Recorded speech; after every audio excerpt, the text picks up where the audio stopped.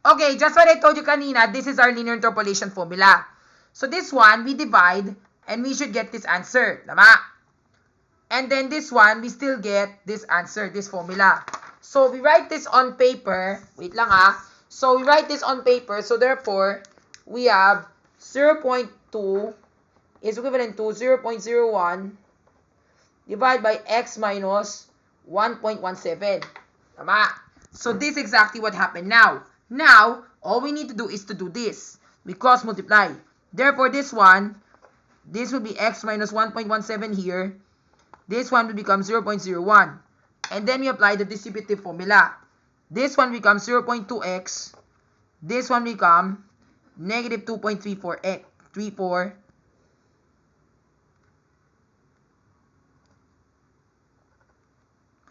is equivalent to 0.01. Then, we need to add both sides. Yes, diba remember this one? We have this one times negative 1.17. Tama, we should get this answer. And then we get the answer up. Then we get the answer of this, diba? Then from there, this one, i-add na namin by positive 234. And this one, yan. So therefore, if we do this so, we add 0.234 plus 234. This becomes 0.235.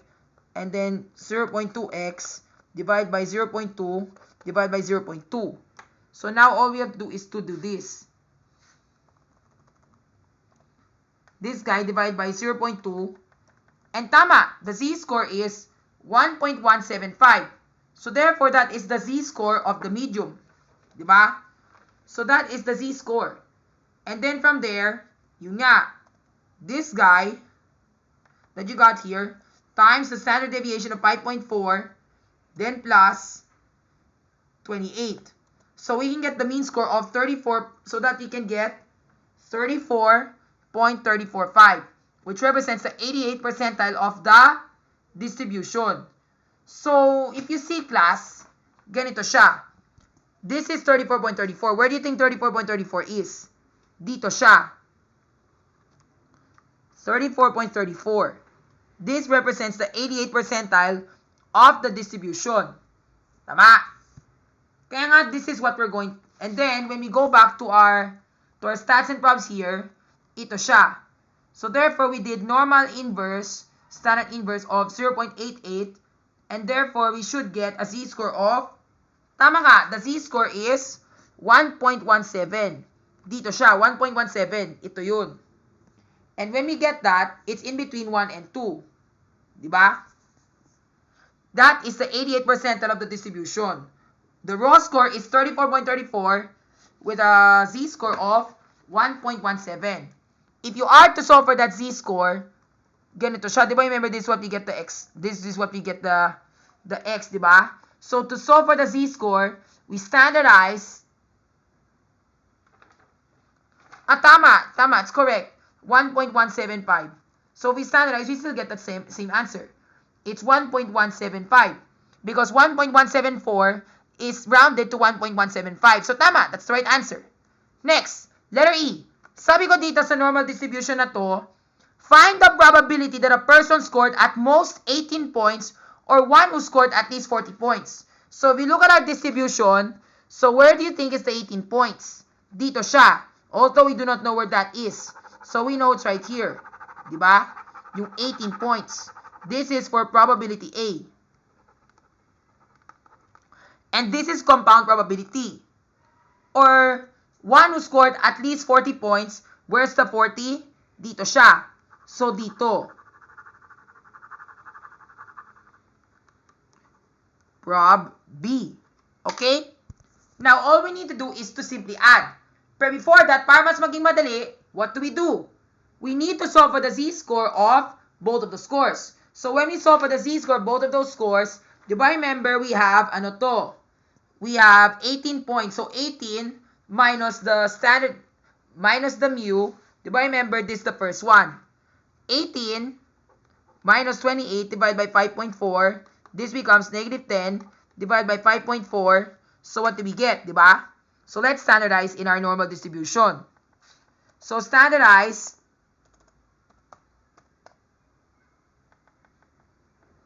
(18, 28, 5.4 equals negative 1.85. So tama.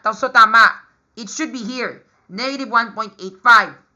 Negative 1.85. That is the z-score. Now, on the right-hand side, it should be in between 2 and 3. So, what do we do now? Ito na yun. So, we type there, standardize again. Then, what is our mean? Our mean is more than 40. Sorry. Ano ba naman to? Ano ba yung Excel na yan? Walang kwenta. 40, 28, standard deviation of 5.4, and you should get 2.22222 in a bunch of 2's. So, therefore, it's right here. Dito siya. Now, what do? We can either use Microsoft Excel and then solve for the probability of this and this. Pero para mas maging madali, we get the area of the unshaded area and then we subtract that from 1 so that we can get the remnants. Very good. So now let's look in the z table and find the corresponding probabilities. So z of negative 1.85 is equivalent to what probability? And z of positive 222 is corresponding to what probability? Then sum up together, then subtract that from 1. So where is 1.85? 1.85, 1, 2, 3, 4, 5. That's 46.78%. Meanwhile, ang 2.2 ay 48.68%. Then we put them together. This one becomes 6, this one becomes 14, this one becomes 15, 9. So the answer is 95.46%. Pero, that's just only pertaining to the rest of the distribution. Ang kailangan dapat ay yung naka-shaded.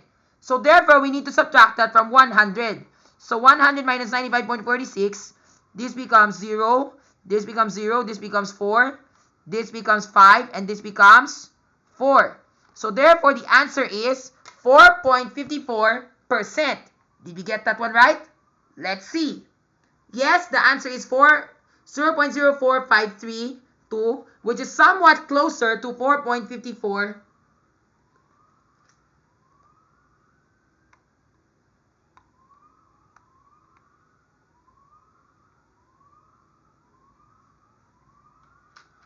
Pero ang ginawa ko dito, I added the true and the false. Pero never mind, disregard the false. That's not important.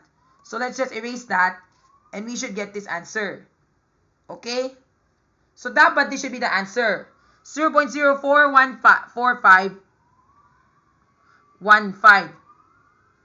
or 4.515. That may not be the right answer if you use the Z table. Kaya nga, that's why nga, if you use Microsoft Excel, para mas madali lang to. If you use Microsoft Excel, this will be quicker. So therefore, this one is the 18, 28, 5.4, then true. Then this one is 1 minus the normal distribution of the one here, 40. So this is probability A, the one on the left, and the one on the right is probability B, which is 1 minus the normal distribution of 40, 28, 5.4, then true. And then when we sum up the two probabilities together, we should get 4.51%. And that is the right answer in letter E. Alright? Simple as that. Next, letter F. But how many people get those scores? Madali lang yun. Kailangan ka mag-multiply ng 250 so that you can get 11.28 people. That's supposed to be 11 people. 11 to 12 people. Okay? So yun lang. Next, letter G. For letter G, find the upper 20% of the distribution. Okay, so now, in this particular problem, find the upper 20% of the distribution. So when we say upper 20%, anong ibig sabihin to? That means, if you go to percentiles, di ba, this is 50%. Tama? Therefore, the 20% is here, then the 80% is right here. Tama? So 80% and 20%. Tama? So 20% of the distribution is high. But we do not know where exactly 20% is.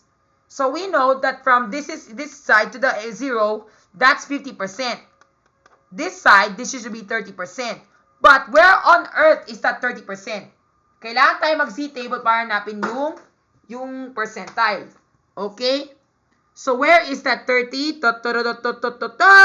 Yes, there it is. And we found out that it's 29.95 and 30.23. What is the corresponding Z-score? Let's write it down. So therefore, a Z-score of blank gives us, what's that score ba? 29.95%. And a Z-score of what is 30.23%. So let's find the Z-score. So for 29.95%, what is that Z-score? 0.84. Yes, 0.84 and 0.85. Now we can apply the linear interpolation formula to solve for the missing. Okay? So going back now to Microsoft Excel, we play the game again. So we have the small, the medium, the large, and then we have the X, the Y, and then what is our little x? Our little x is 0.84. What is our large y? 0.85. What is our big y? Large x. What is our big y, little y? Our little y is 0.2995. What is our big y? 0.323. Tama ba? Yes. Okay? And then we want to get the 30th percentile. 30. So now we apply the linear interpolation. This one is big Y minus the little y over big X minus the little x. And then this one divides out. And then this one we have the middle y divided by the little y. And then we have x minus 0.84. Tama. Now what do we do here? Now let me write this for you. So remember here we have 0.28 is equivalent to this guy. 0.005 divided by x minus 0.84. Now we apply the distributive formula. Tama.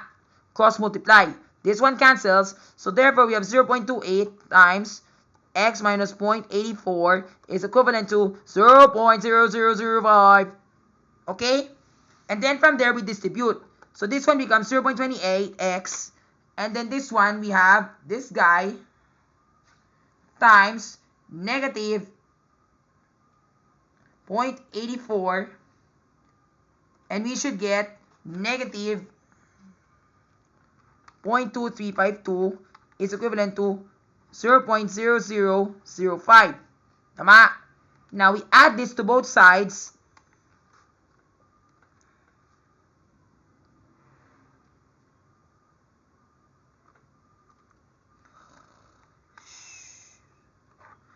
And we should get 0.23457. Then this is 0.28x. Then we divide both sides by 0.28. We should get that answer. So now, we already got this answer here. Diba? So now, kailangan namin gawin ay ito. This guy plus 0.2352. Diba? So we get 0.2357. And then this guy divide by 0.28 to give us, yan, that's the z-score. The accurate z-score is 0.84176. That is our z-score So it should be somewhere here. Dito nagaganap ang 20%. Dito ang 30%. Tama. It should be at 0.8417. Okay? Now, here's the plot twist. Kasi nga kailangan dapat, we need to find the upper 20% of the distribution. The upper 20% is right here. Tama? Yung naka-shade. This is the upper 20% of this. Okay? Kailangan tayo mahanapin ito. Now, if you look at our normal curve that you see right over here, we know that the one is shaded, that is our 20% that is higher. Now, what do we do now? We already got our raw z-score, so now we need to convert that into a raw score. So how do we do that? Very easy. We need to multiply this by 5.4, then add 28 to give us the raw score, which is 32, tama, 32.54. So a z-score of 0.8417 is equivalent to x of this one. So that is the raw score. Okay? Now, let's do this in Microsoft Excel with the direct formula to see if it makes sense. So, ganito siya. Diba, remember, ang ginawa ko dito, we did normal standard distribution of 80%.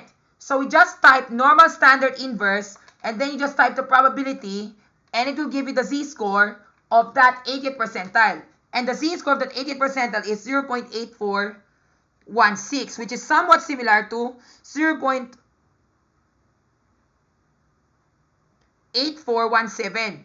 Malapit na. Okay? And then, ang ginawa ko dito, we got the same score of 32.54, which is somewhat rounded to 32.545 points. That is our new raw score. Okay? Now, to double check if we still get the same answer, ito yung ginawa ko. We standardize this score, and then the mean of 28, and a standard deviation of 5.4, and we still get the z-score of 0.8416. Kaya mas mabuti pa talaga yung Microsoft Excel, no? Para what you want is we can get the answer right away. And more accurate with more digits. And therefore, what can we conclude? We concluded that 32.545 points is the raw score in the upper 20% of the distribution. So therefore, if you get a score of 32.545 or more, you belong to the upper 20% of the distribution. So that's how you compute for the raw score of that, okay? Last but not least, letter H, same question as letter G, but how many scored at that percentile? So for that particular matter, kailangan tayo mag-multiply by 200. So therefore, di ba, remember we got this, di ba?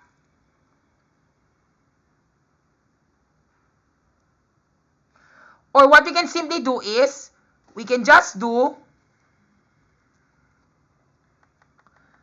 the probability. Wait. Kasi nga that's supposed to be 0.8, di ba? So, kailangan tayo manapin ng ng 2.5, di ba? So, tama. That's supposed to be at the 80th percentile. Or at the 80th percentile. Kasi nga sabi ko dito, at the higher 20%. So, dapat it should be 0.20 times 200. So, kailangan dapat, we need to do this. 0.20 times 250 to give us 50. So, 50 people scored at the upper 20th percentile of the group. So, yun na. And that's it. And actually, to be honest, that's just very easy na. All you have to do is just multiply lang.